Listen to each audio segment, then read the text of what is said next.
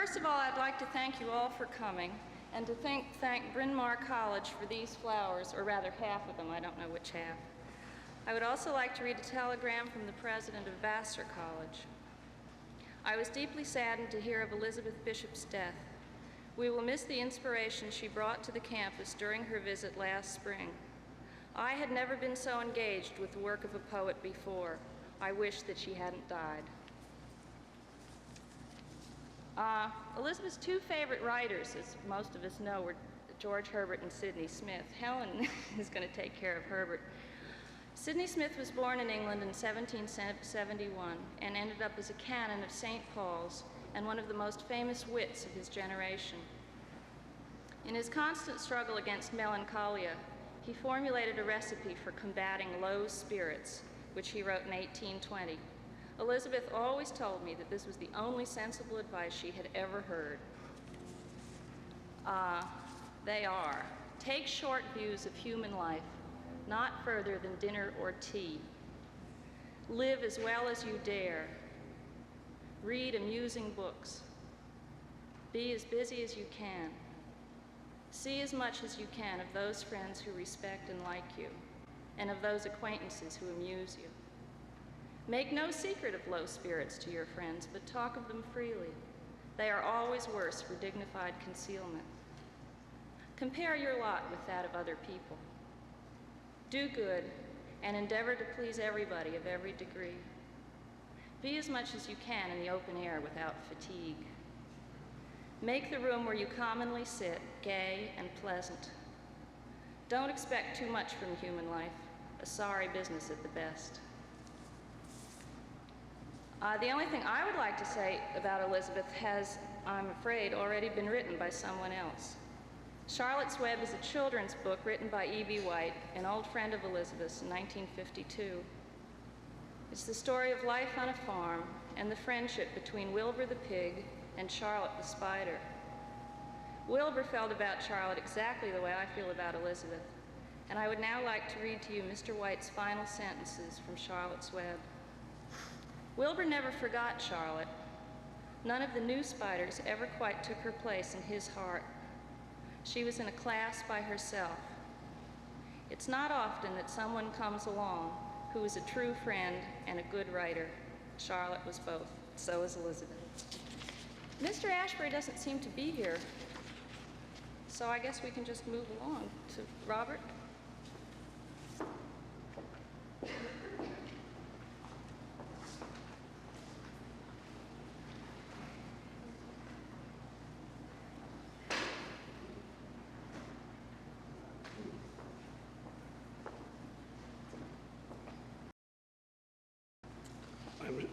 I'm sorry to be advanced in this way.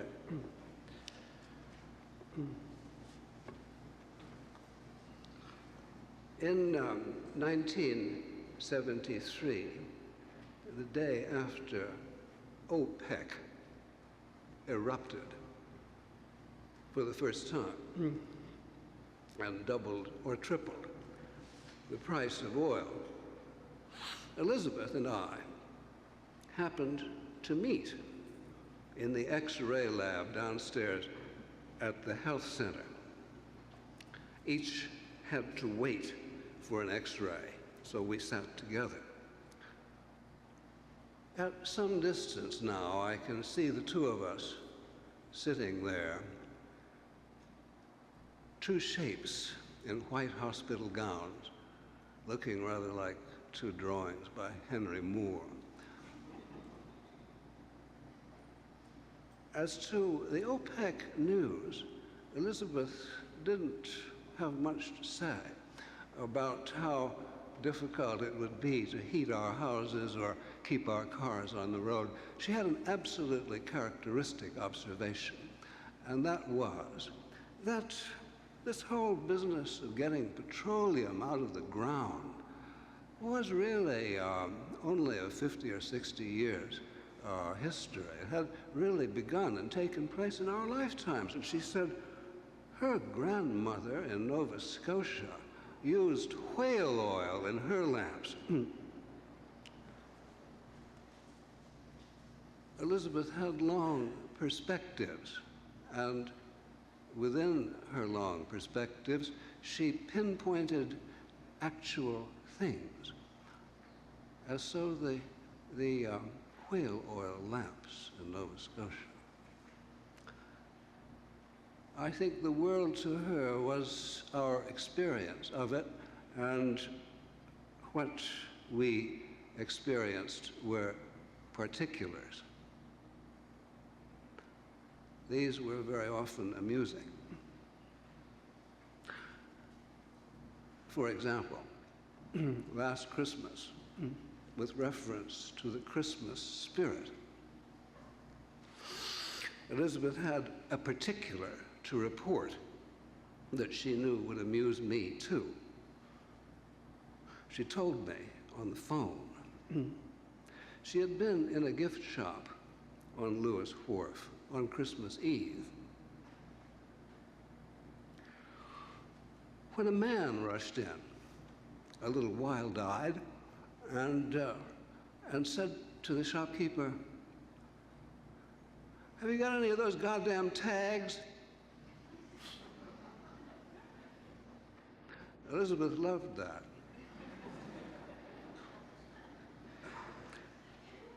She loved the oddities and the beauties among things seen and heard.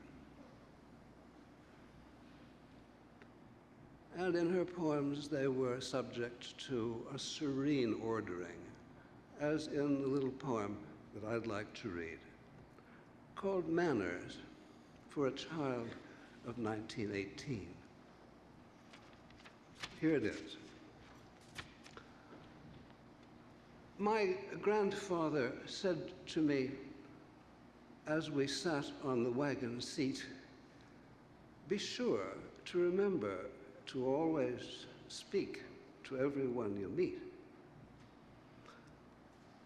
We met a stranger on foot. My grandfather's whip tapped his hat. "Good day, sir. Good day. A fine day." And I said it and bowed where I sat. Then we overtook a boy we knew with his big pet crow on his shoulder. "Always offer everyone a ride. Don't forget that when you get older," my grandfather said. So Willie climbed up with us, but the crow gave a caw and flew off. I was worried. How would he know where to go?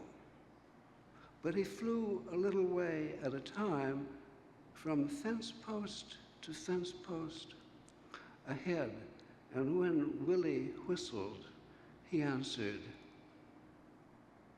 "A fine bird," my grandfather said, "and he's well brought up. See? He answers nicely when he's spoken to. Man or beast, that's good manners. Be sure that you both always do." When automobiles went by, the dust hid the people's faces, but we shouted, "Good day, good day, fine day," at the top of our voices. When we came to Hustler Hill, he said that the mayor was tired. So we all got down and walked, as our good manners required.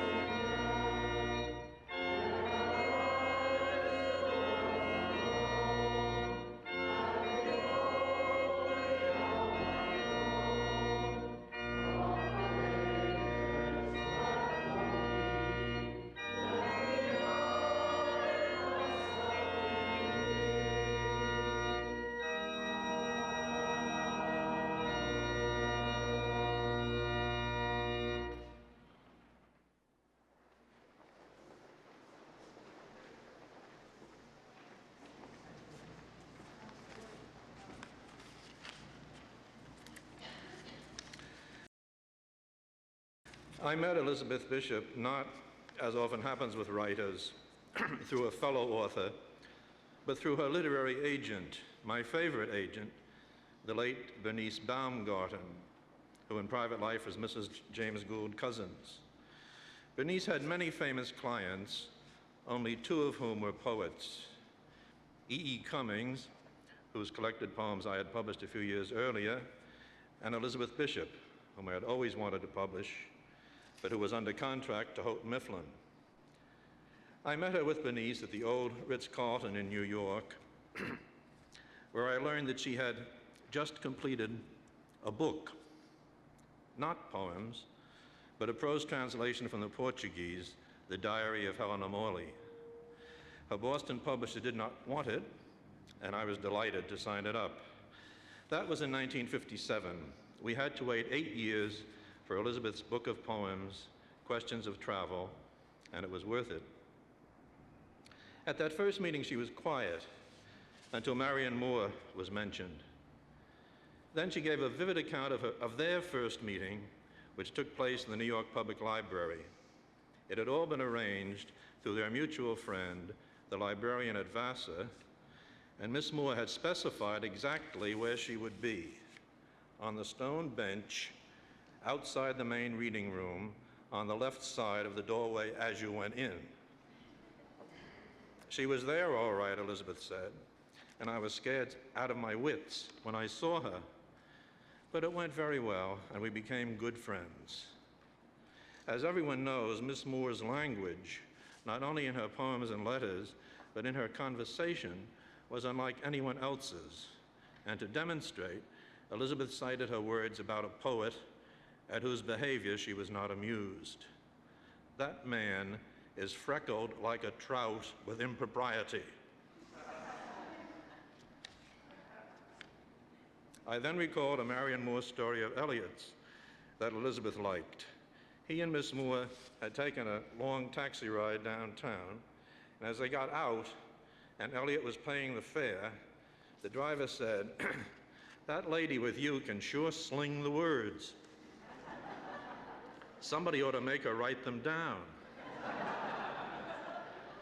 Eliot said, "As her publisher, I keep telling her to do that. She's one of the best word slingers I know." As Elizabeth Bishop's publisher for more than 20 years, I can say not only that she was one of the best word slingers I ever knew, but a friend whom I loved and whose sense of humor I adored. One of our funniest experiences had to do with Elizabeth's winning the National Book Award for the complete poems in 1970. At that time, she had left San Francisco to go back to her fabulous house in Brazil to work on her book about that country and to do further restoration work on the house, which, as you know, dated from 1690 and was located in the colonial town of Ouro Preto. It had 5 bedrooms, 2 salas, a spectacular view across the valley, fruit trees, a walled garden, a waterfall, a view of 7 Baroque churches, and just about everything except the telephone. You had to call her via Rio, and the operator then rang the little post office in Ouro Preto, which would send a messenger to bring her to the phone. When the complete poems was nominated, I cabled explaining that the judges would make their choice 2 weeks hence, and she had a really good chance. I also told her the acceptance ceremony was to take place 2 days later at Lincoln Center, 2 days after the judgment, of course, and I hoped she would arrange to fly to New York on 24 hours' notice. On Judgment Day, minutes after I learned that she had won the award, I put through a call, expecting to have to wait hours for a connection to Ouro Preto. And when the Rio operator buzzed the post office, almost immediately I heard Elizabeth's voice. "Why, Bob, this is amazing. I've just come down here to put through a call to you," when I heard another operator speak my name. Elizabeth's letter, which soon followed, tells the Ouro Preto story. I can't get over the coincidence of our meeting in midair like that. Perhaps it wouldn't strike you as so strange in New York, but if you could see the circumstances here, the dismal little post office I just happened to go to at that time, and the two very stupid telephone girls with whom I'd been arguing for 10 minutes to put through my call to you. They informed me that Oregon was a state. Our office number was Oregon 4. And what city in Oregon did I want? And they had to be taught to pronounce Dr. Roberto's last name, and so on, until finally, when I got into booth number 1, they abandoned me to talk to two boyfriends very loudly. But then I heard an English-speaking operator, I suppose from Rio, using my full name, though on this end I'd given Danya Elizabeth, as the custom is, and I realized right away that you were calling me, and also that I had probably received the award. It was very nice. With two young ex-Peace Corps workers visiting us, we all went out to dinner that evening at the best, that's not very good, restaurant here to celebrate. After I left the post office, the Brazilian cultural attaché called me via a neighbor and was disappointed that I already knew of the award. He said, "Oh, you've taken the wind from my sails." And he had a car ready to send for me to make it to the plane for Rio and reservations on a night plane to New York, all very nice of him. I toyed with the idea of wiring Mangans in San Francisco to send my fur coat in storage by air to New York. Oh, I toyed for several hours with the idea of going, but it really would have been extremely complicated and very expensive, even with the plane fare paid for me. It sounds too silly to say, I have nothing to wear, but I never dreamed I'd be here this long and really have nothing with me but summer frocks. I gave the attaché my cable asking Cal to accept for me, safer than sending it from here. I thought of several rather witty things to say, but then decided it was probably better to be strictly conventional. I'd still love to hear about the goings-on at Philharmonic Hall. I have no idea what they are like. I am sorry I couldn't be there, but I'm sure that Cal did better than I ever could. Of course, I gave her a full rundown of the events at Lincoln Center, together with the full text of Lowell's talk, which began, "I'm accepting for my dear friend Elizabeth Bishop. I feel very honored to be asked to speak for this great poet." Fortunately, when her last book, Geography 3, won the National Critics Circle Award, and when in the same year she won the Books Abroad New Start International Prize for Literature, she was able to accept both these distinguished prizes in person. Opera was another interest we shared, and I had the pleasure of taking her and Alice Methfassel and Frank Bidart to a memorable performance of Der Rosenkavalier. But our last opera evening 3 seasons ago almost turned into a kind of Marx Brothers night at the opera. My guests, in addition to Elizabeth, were Caroline and Robert Lowell. The opera was Rossini's The Siege of Corinth in its premiere performance in New York. It is inconceivable that Rossini could write a dull opera, but he revised this musical pastiche himself once or twice during his lifetime and was never satisfied with it, and he was right. Even such stylish singers as Beverly Sills and Shirley Verrett couldn't redeem it, and Miss Verrett, in a transvestite role, sang with such brio that she almost made you forget she was wearing a mustache. During the first intermission, when Caroline and Elizabeth were on the way to the ladies' room, I advised them from years of going to opera to use the one on the level of the parterre boxes. It was not only the most commodious, but it had the fewest users. That was the trouble. Cal and I went to rejoin them as agreed after the first bell sounded, but they were not at the entrance. Nor by this time was there any traffic whatsoever in or out of the ladies' room, since all the box holders were drifting back to their grand boxes. Our seats, of course, were on the orchestra level, 1 floor down, and Cal and I were well aware that we would be locked out after the 3rd bell and consigned to the tiny television screen in the corridor. There was no lady attendant in sight, and the usher was already eyeing us suspiciously. At the 2nd bell, in desperation, Cal opened the door and yelled, "Caroline, Elizabeth, it's curtain time, come on out." He might as well have been yodeling across the vast spaces of the Alps. Then he went in, and as the door closed behind him, the usher started locking the doors for the parterre level.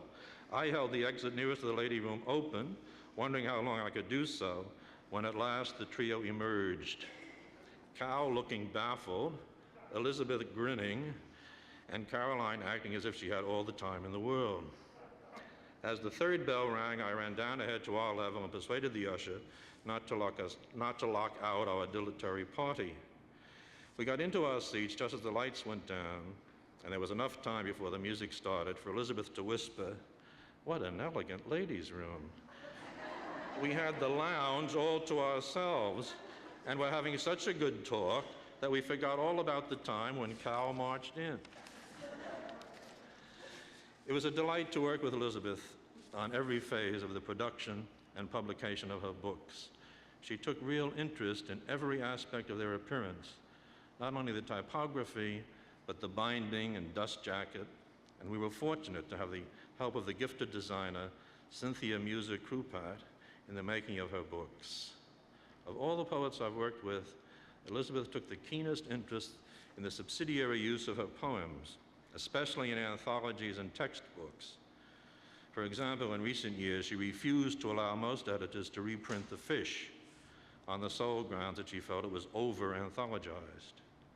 And she always wanted to know all about the contexts in which her poems were quoted.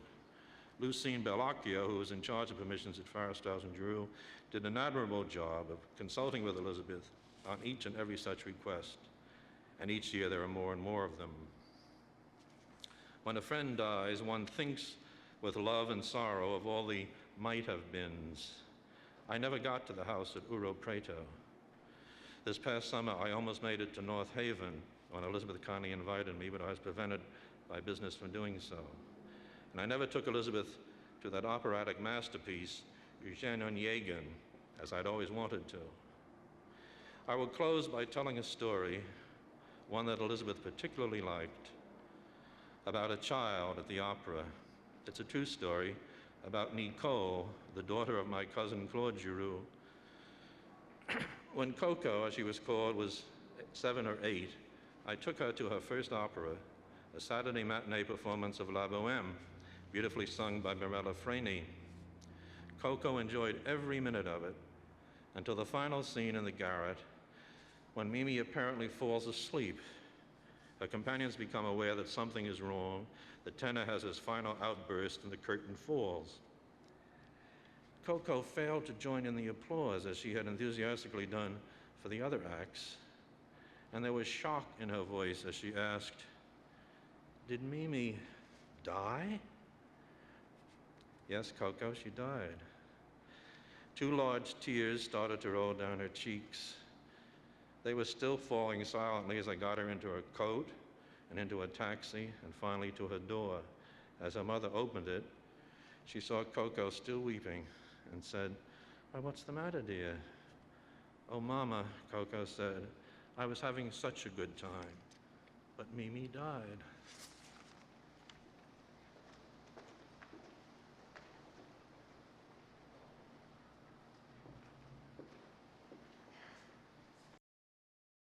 It's the hardest thing in the world to pick out one of Elizabeth's poems to read. And I picked a rather short one that I haven't heard read very much, but it's always one that I've loved. It's almost like reading a painting. 12th Morning, or What You Will. Like a first coat of whitewash when it's wet, the thin gray mist lets everything show through. The black boy, Balthazar, a fence, a horse, a foundered house. Cement and rafters sticking from a dune. The company passes off these white but shop-worn dunes as lawns. Shipwreck, we say. Perhaps this is a house wreck. The sea's off somewhere, doing nothing. Listen. An expelled breath, and faint, faint, faint. Or are you hearing things? The sandpiper's heartbroken cries. The fence, 3-strand barbed wire, all pure rust, 3 dotted lines, comes forward hopefully, across the lots. Thinks better of it, turns a sort of corner. Don't ask the big white horse, are you supposed to be inside the fence or out? He's still asleep. Even awake, he probably remains in doubt. He's bigger than the house, the force of personality, or is perspective dozing? A pewter-colored horse, an ancient mixture, tin, lead, and silver, he gleams a bit. But the 4-gallon can approaching on the head of Balthazar keeps flashing that the world's a pearl, and I am its highlight. You can hear the water now, inside, slapping. Balthazar is singing. Today's my anniversary, he sings, the day of kings.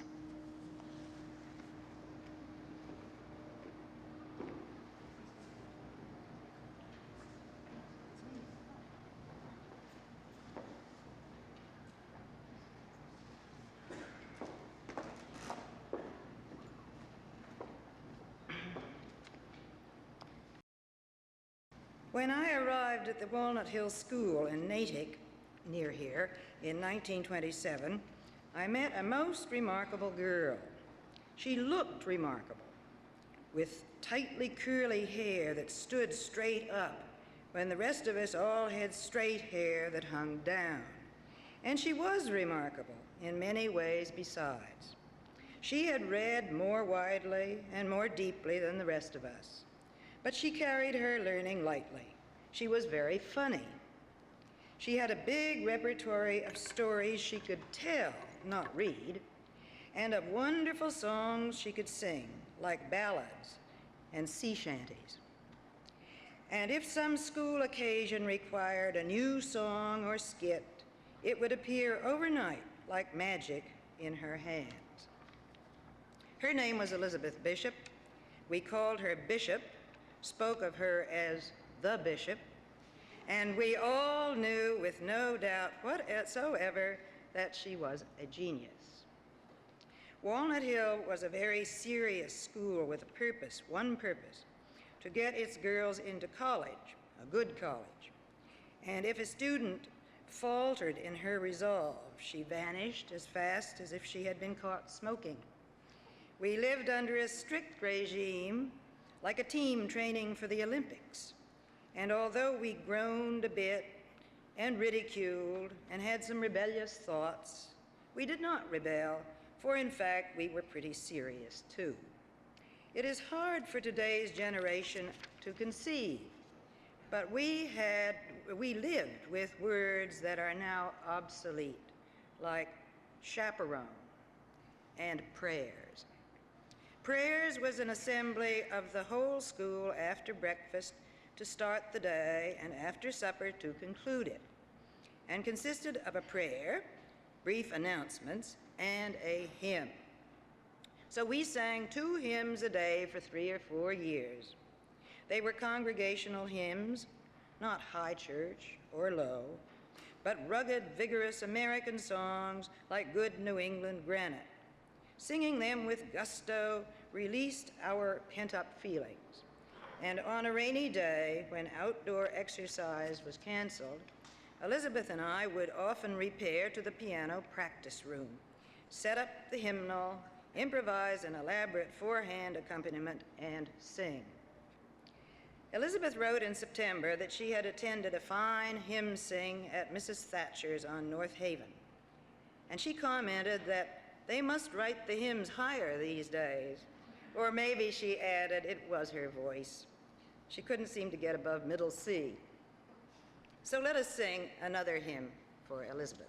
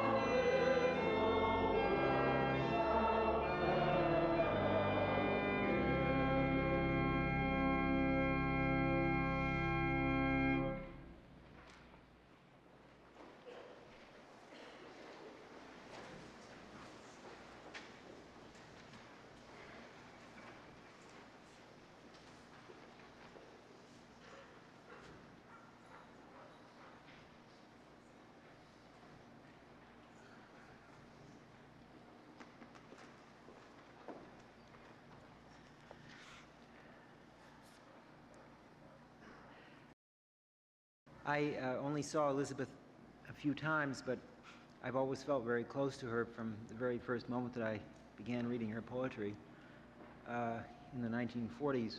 And in 1948, I wrote her my one and only fan letter, I think, when her poem, Over 2,000 Illustrations and a Complete Concordance, was published in the Partisan Review. And she wrote me a very gracious postcard from Maine that summer, which I still treasure.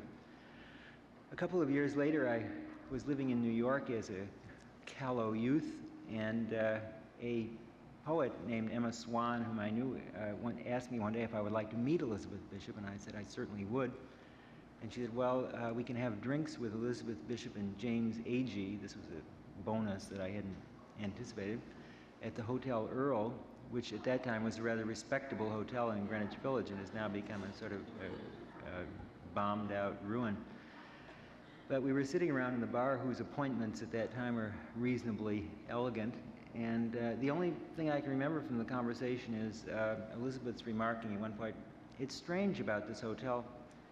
All the rooms seem to give on the inside.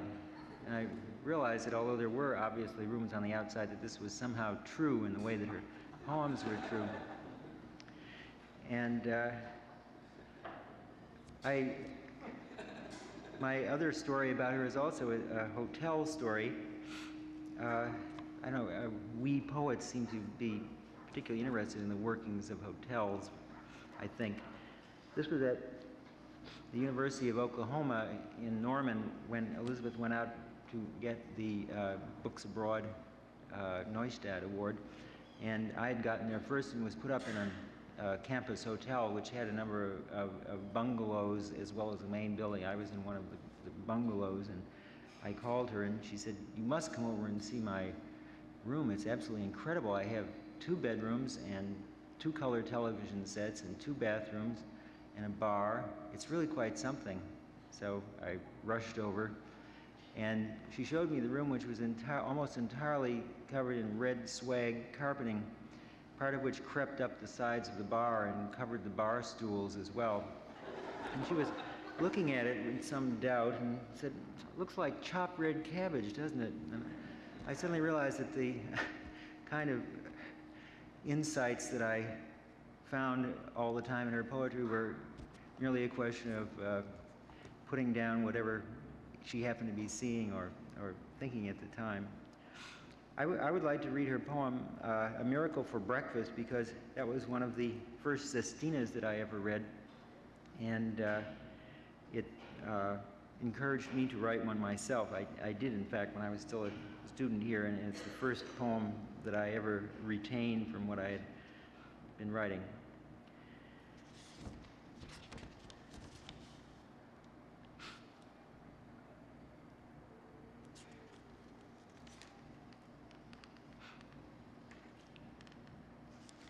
A Miracle for Breakfast. At 6 o'clock, we were waiting for coffee in the charitable crumb that was going to be served from a certain balcony, like kings of old, or like a miracle. It was still dark. 1 foot of the sun steadied itself on a long ripple in the river. The first ferry of the day had just crossed the river. It was so cold we hoped that the coffee would be very hot, seeing that the sun was not going to warm us, and that the crumb would be a loaf each, buttered by a miracle. At 7, a man stepped out on the balcony. He stood for a minute alone on the balcony, looking over our heads toward the river. A servant handed him the makings of a miracle, consisting of 1 lone cup of coffee and 1 roll, which he proceeded to crumb, his head, so to speak, in the clouds, along with the sun. Was the man crazy? What under the sun was he trying to do up there on his balcony? Each man received 1 rather hard crumb, which some flicked scornfully into the river, and in a cup 1 drop of coffee. Some of us stood around, waiting for the miracle. I can tell what I saw next. It was not a miracle. A beautiful villa stood in the sun, and from its doors came the smell of hot coffee. In front, a Baroque white plaster balcony added by birds who nest along the river. I saw it with 1 eye close to the crumb, and galleries and marble chambers. My crumb, my mansion, made for me by a miracle, through ages, by insects, birds, and the river working the stone. Every day in the sun at breakfast time, I sit on my balcony with my feet up and drink gallons of coffee. We licked up the crumb and swallowed the coffee. A window across the river caught the sun as if the miracle were working on the wrong balcony.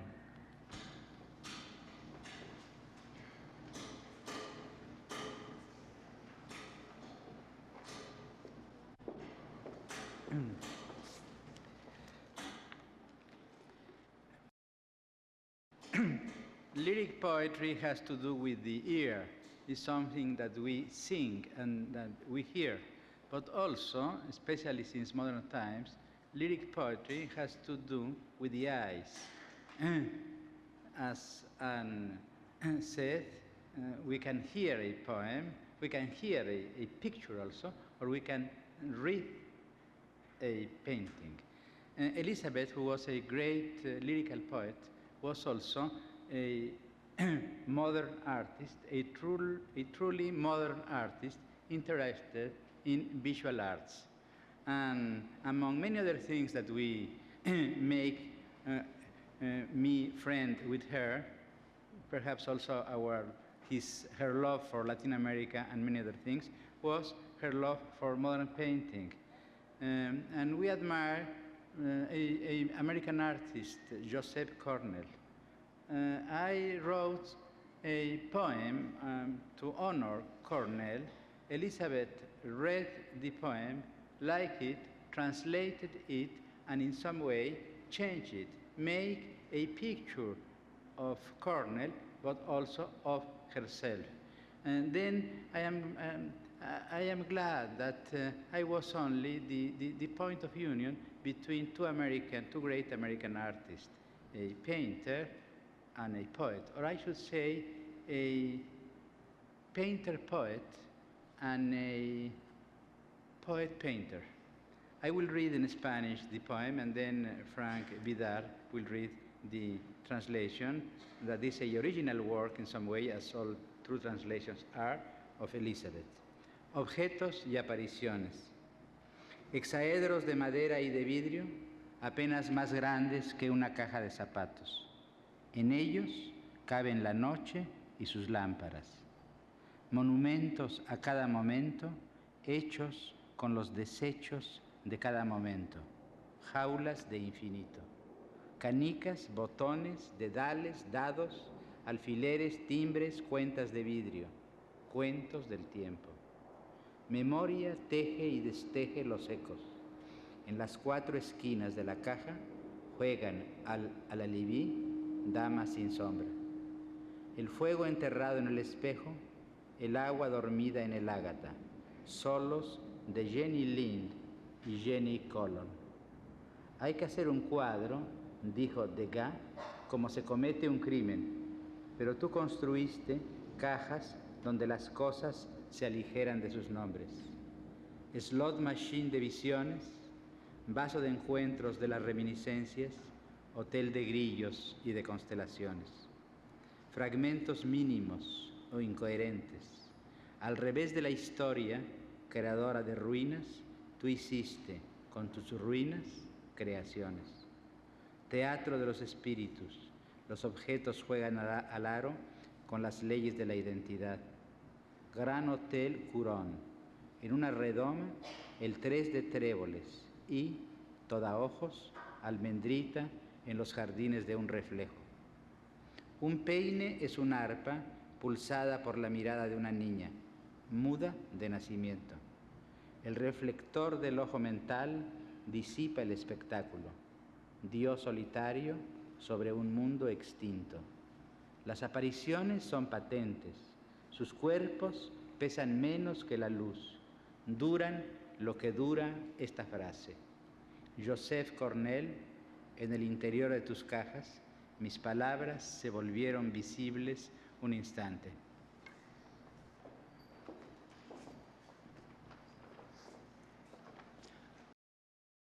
Objects and apparitions. Hexahedrons of wood and glass. scarcely bigger than a shoebox, with room in them for night and all its lights. Monuments to every moment, refuse of every moment, used, cages for infinity, marbles, buttons, thimbles, dice, pins, stamps, and glass beads, tales of the time. Memory weaves, unweaves the echoes. In the four corners of the box, shadowless ladies play at hide and seek. Fire buried in the mirror, water sleeping in the agate, solos of Jenny Colon and Jenny Lind. One has to commit a painting, said Degas, the way one commits a crime. But you constructed boxes where things hurry away from their names. Slot machine of visions, condescension flask for conversations, hotel of crickets and constellations. Minimal, incoherent fragments, the opposite of history, creator of ruins. Out of your ruins, you have made creations. Theater of the spirits, objects putting the laws of identity through hoops. Grand Hotel de la Couronne, in a vial, the three of clubs, and very surprised Thumbelina in Gardens of Reflection. A comb is a harp strummed by the glance of a little girl born dumb. The reflector of the inner eye scatters the spectacle, God all alone above an extinct world. The apparitions are manifest. Their bodies wear less than light, lasting as long as this phrase lasts. Joseph Cornell, inside your boxes, my words became visible for a moment.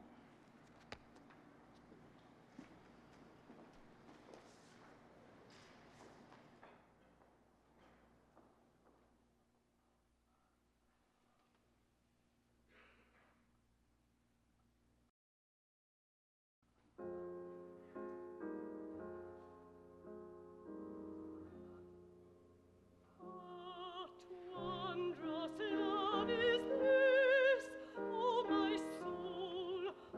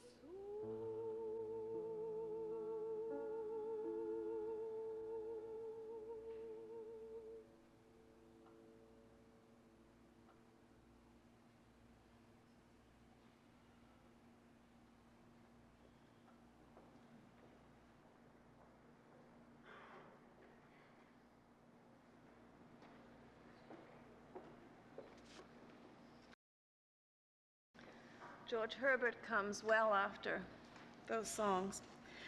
But I did want to say a word first about a part of Elizabeth that has not been mentioned, and that was her kindness to the young. And I just wanted to mention 3 occasions in which I saw that exemplified. The first was after a reading at Bennington College, where she was approached by the young editor of the school newspaper and asked for an interview. And Elizabeth had to leave early the following morning, but she agreed to get up for an early breakfast at 7:30 to give the editor of the school newspaper an interview. The second instance was when a young poet at the Radcliffe Institute was very much surprised to get a phone call from Elizabeth, whom she did not know, inviting her to have tea with her and discuss her poetry. And the third instance happened on the day Elizabeth died, when she wanted to get the telephone number of a young man who had written a piece about her, which she had seen before publication, but she simply wanted to tell the young man that he had mixed up 2 poems and had said that the man in one poem was in a crow's nest, when really it was the man in the other poem that was a crow's nest, and the man in that poem was a man in a boat. And she took the young man's telephone number, intending to call him so that he would not be embarrassed when his piece appeared. As a young scholar, I think those little nameless, unremembered acts of kindness and of love show a side of Elizabeth that is reflected as well in the poetry. That is a side that knew the emotions of human beings and their sufferings. When Thomas Victor and Richard Howard put together a book called Preferences, they asked a number of poets to couple a poem of their own with a poem that from the past that they somehow felt fitted with the poem of their own which they had chosen for the anthology. Elizabeth chose a poem that you all know called In the Waiting Room, in which she, as a small child, first discovers the nature of suffering from hearing a scream come from the dentist's office where her Aunt Consuelo is being treated. And she feels the vertigo which the first knowledge of suffering, voiced in the family voice, reveals to her. And she coupled with that poem in Richard Howard and Thomas Victor's anthology, a poem by her favorite poet, George Herbert, in which the poet himself, represented as a naive sufferer, discovers the nature and value of suffering. It's called Love Unknown. The tale is narrated to a friend, and it is the friend who speaks once in a while through the poem and who also speaks the close. Dear friend, sit down. The tale is long and sad. And in my faintings, I presume your love will more comply than help. A lord I had and have, of whom some grounds which may improve I hold for 2 lives, and both lives in me.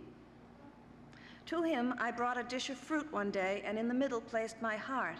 But he, I sigh to say, looked on a servant who did know his eye better than you know me, or, which is one, than I myself.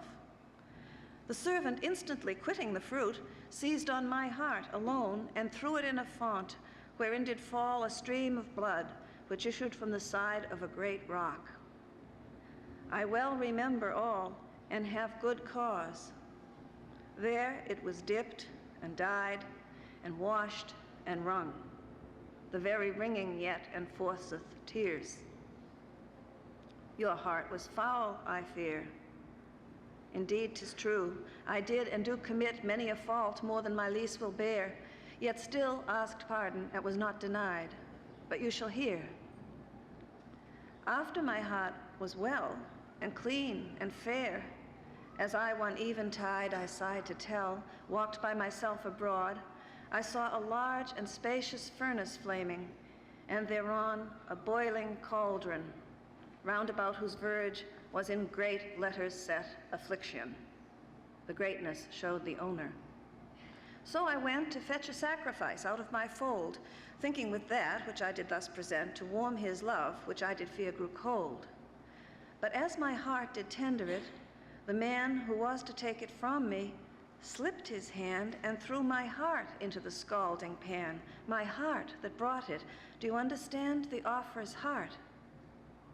Your heart was hard, I fear. Indeed, 'tis true. I found a callous matter began to spread and to expatiate there, but with a richer drug than scalding water, I bathed it often, even with holy blood, which at a board, while many drank bare wine, a friend did steal into my cup for good, even taken inwardly, and most divine to supple hardnesses. But at the length, out of the cauldron getting, soon I fled unto my house, where to repair the strength which I had lost, I hastened to my bed. But when I thought to sleep out all these faults, I sighed to speak. I found that some had stuffed the bed with thoughts, I would say thorns. Dear, could my heart not break, when with my pleasures even my rest was gone? Full well I understood who had been there, for I had given the key to none but one. It must be he. Your heart was dull, I fear. Indeed, a slack and sleepy state of mind did oft possess me, so that when I prayed, though my lips went, my heart did stay behind. But all my scores were by another paid, who took the debt upon him. Truly, friend, for aught I hear, your master shows to you more favor than you wot of. Mark the end. The font did only what was old renew. The cauldron suppled what was grown too hard. The thorns did quicken what was grown too dull. All did but strive to mend what you had marred.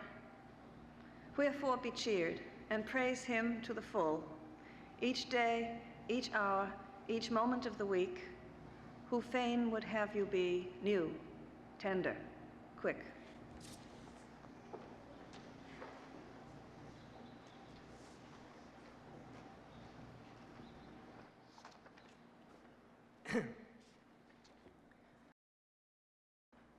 The Moose, for Grace Boomer Bowers. From narrow provinces of fish and bread and tea, home of the long tides where the bay leaves the sea twice a day and takes the herrings long rides, where if the river enters or retreats in a wall of brown foam, depends on if it meets the bay coming in, the bay not at home. Where, silted red, sometimes the sun sets facing a red sea, and others veins the flats lavender, rich mud in burning rivulets. On red, gravelly roads, down rows of sugar maples, past clabbered farmhouses and neat, clabbered churches, bleached, ridged as clamshells, past twin silver birches. Through late afternoon, a bus journeys west, the windshield flashing pink, pink glancing off of metal, brushing the dented flank of blue, beat-up enamel. Down hollows, up rises, and waits patient, while a lone traveler gives kisses and embraces to 7 relatives, and a collie supervises. Goodbye to the elms, to the farm, to the dog. The bus starts. The light grows richer. The fog, shifting, salty, thin, comes closing in. Its cold, round crystals form and slide and settle in the white hen's feathers, in gray, glazed cabbages, on the cabbage roses and lupins like apostles. The sweet peas cling to their wet white string on the whitewashed fences. Bumblebees creep inside the foxgloves, and evening commences. One stop at Bass River. Then the economies, lower, middle, upper. 5 islands, 5 houses, where a woman shakes a tablecloth out after supper. A pale flickering, gone. The Tantramar marshes and the smell of salt hay. An iron bridge trembles and a loose plank rattles, but doesn't give way. On the left, a red light swims through the dark, a ship's port lantern. 2 rubber boots show, illuminated, solemn. A dog gives 1 bark. A woman climbs in with 2 market bags, brisk, freckled, elderly. A grand night, yes, sir, all the way to Boston. She regards us amicably. Moonlight as we enter the New Brunswick woods, hairy, scratchy, splintery. Moonlight and mist caught in them like lamb's wool on bushes in a pasture. The passengers lie back, snores, some long sighs. A dreamy divagation begins in the night, a gentle, auditory, slow hallucination. In the creakings and noises, and old conversation, not concerning us, but recognizable somewhere, back in the bus, grandparents' voices uninterruptedly talking in eternity. Names being mentioned, things cleared up finally, what he said, what she said, who got pensioned, deaths and sicknesses. The year he remarried, the year something happened. She died in childbirth. That was the son lost when the schooner foundered. He took to drink, yes. She went to the bad. When Amos began to pray even in the store, and finally the family had to put him away. Yes, that peculiar affirmative, yes. A sharp, indrawn breath, half groan, half acceptance, that means life's like that. We know it, also death. Talking the way they talk, in the old feather bed, peacefully on and on, dim lamplight in the hall, down in the kitchen, the dog tucked in her shawl. Now, it's all right now even to fall asleep, just as on all those nights. Suddenly, the bus driver stops with a jolt, turns off his lights. A moose has come out of the impenetrable wood and stands there, looms rather, in the middle of the road. It approaches. It sniffs at the bus's hot hood.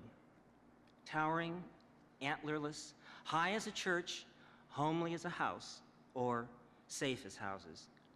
A man's voice assures us, perfectly harmless. Some of the passengers exclaim in whispers, childishly, softly, "Sure are big creatures. It's awful plain. Look, it's a she." Taking her time, she looks the bus over, grand, otherworldly. Why? Why do we feel, we all feel, this sweet sensation of joy? Curious creatures, says our quiet driver, rolling his R's. Look at that, would you? Then he shifts gears. For a moment longer, by craning backward, the moose can be seen on the moonlit macadam. Then there's a dim smell of moose, an acrid smell of gasoline.